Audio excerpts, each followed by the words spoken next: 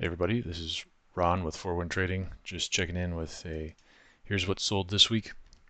If you're not familiar with 4Wind Trading, we deal in military, collectibles, antiques, trading cards, and just about anything that has value. We'll resell it.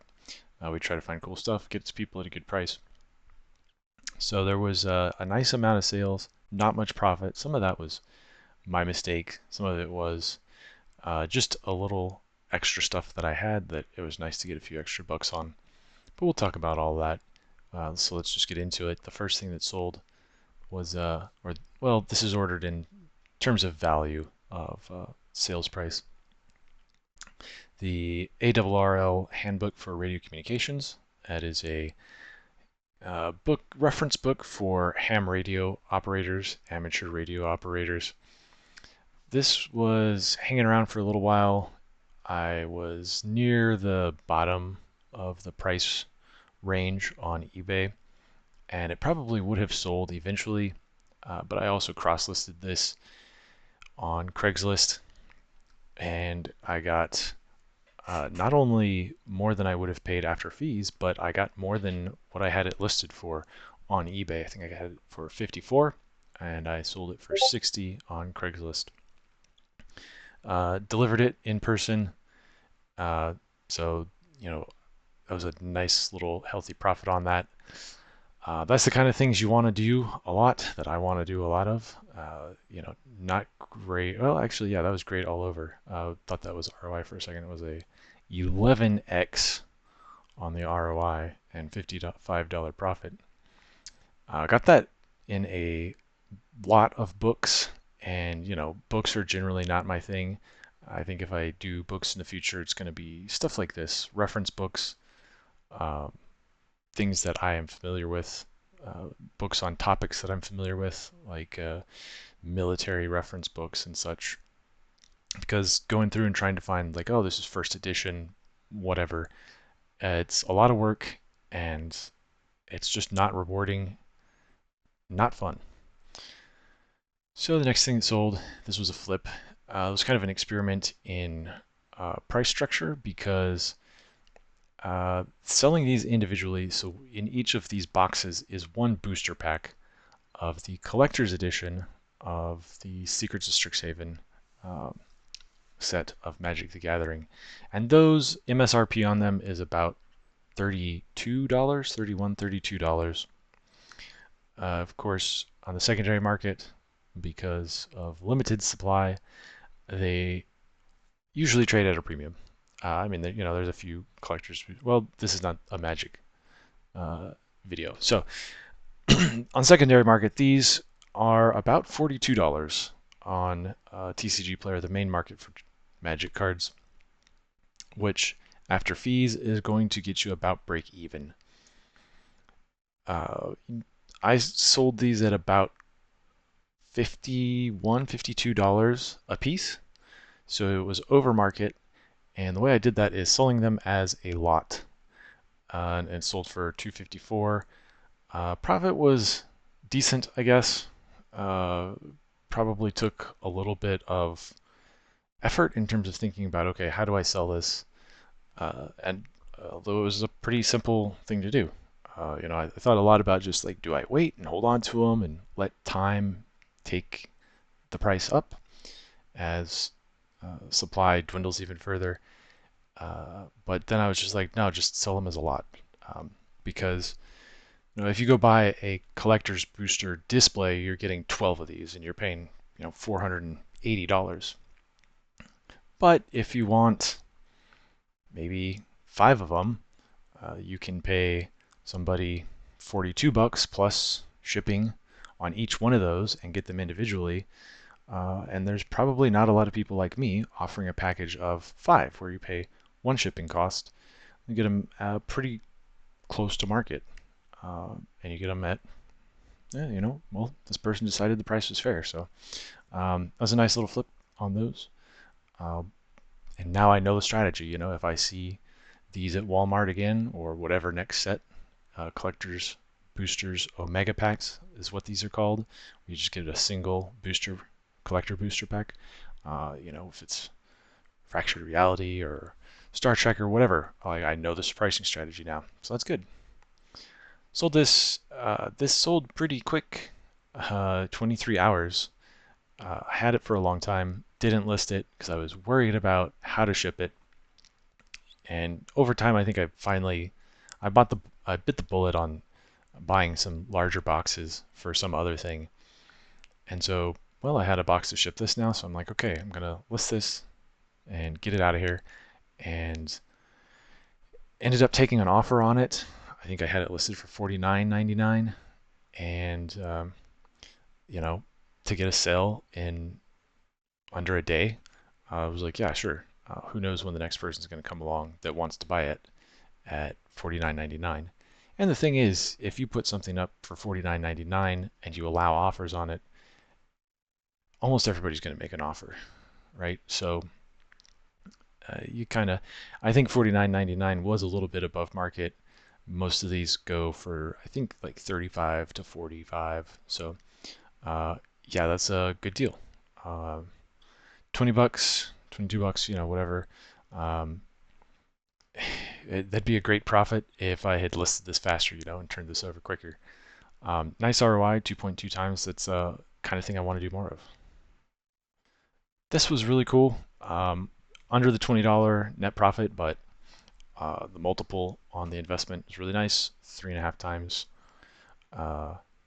Is that same as multiple on investment? What anyway? 354% return on investment. This was new in box. It was sitting in the garage, and everybody was walking around it. It's a relatively low price thing. Sold it for 30 bucks plus $8 shipping, but if you can get it for a cheap enough price, which I think I got 3 things, and Marty gave me each of them for $5 a piece. That's a good profit on something like that. It was nice that it was also in the box because you don't have to worry about finding a box to store it and getting all the pieces in a box and all that stuff. So it was a quick, easy flip.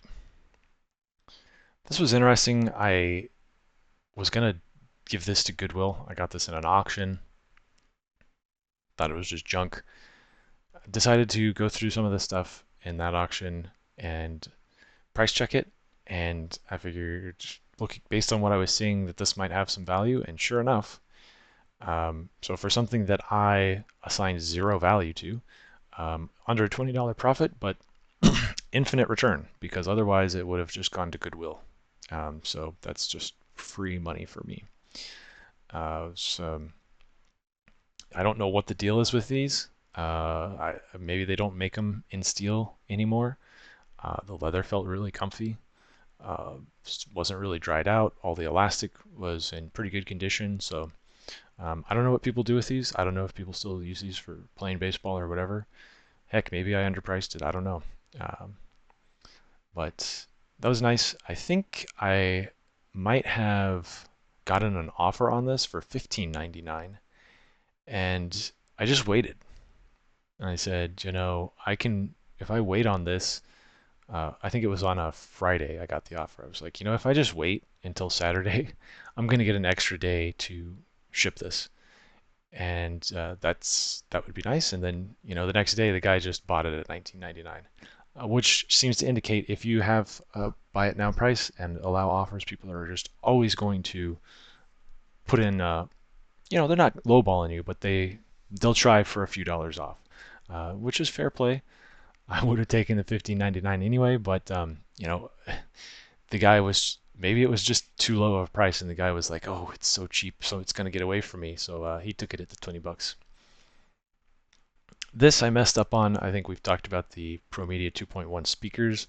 The 4.1 system doesn't integrate with the 2.1 speakers, and I didn't realize that the controller, the plug is different. It won't plug into this base. So this was kind of a problem. Sold it for parts. Didn't get nearly as much as I thought I would. But I got 11 bucks out of a mistake, which is, not bad for a mistake, right? You can make a mistake and lose money, which is even worse. So I avoided that.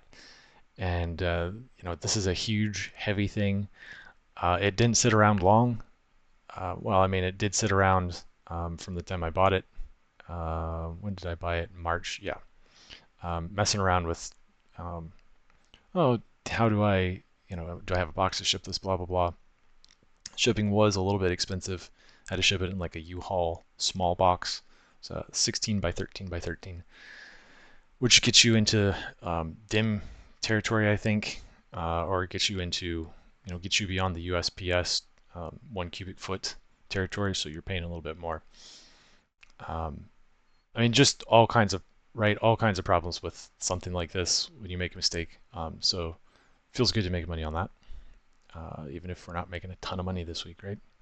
This is a amazing empty liquor bottle. I really like this brand of mead. They used to make them in stoneware vessels. They don't anymore. They've gone back to glass. But I always just kept the stoneware ones around, just because I thought they were cool. And what am I going to do with them? I got 18 of these things. Uh, do I throw them away? Do I put them up on Craigslist and say free at the curb? Um, why not list them and see if somebody else out there thinks they're cool and might want one for some reason? Maybe they want to bottle their own mead and want a stoneware vessel, and they'll just scrub off this label. Sure enough, got. I can't believe it took 29 days to sell. I don't feel like they've been sitting around that long. But anyway, for something that uh, you know would otherwise just be trash, to get $7 for it, and I got 17 more to go. So you know what, you get 70, 49, you get almost $130 more for trash. That's pretty cool. Sold these today. They've been sitting around a long time. It was a, you know, kind of a mistake. There were some good waiters in there. These were not one of them. Some of the other waiters have sold. Probably be more particular about what I bought in the future if I am getting waiters. So getting these gone at a profit was better than nothing, I guess. Because these are such a weird size. Women's size 6. I mean, these are almost like kids' shoes. They fit in a 10 by 8 by 6 box, just to kind of give you a perspective on that. So, really tiny. I imagine whoever bought this probably bought him for like his daughter that he wants to take fishing or something, or a niece that he wants to take fishing, and why go spend a bunch of money on expensive waders for a little kid who's probably only going to go once and then grow out of them.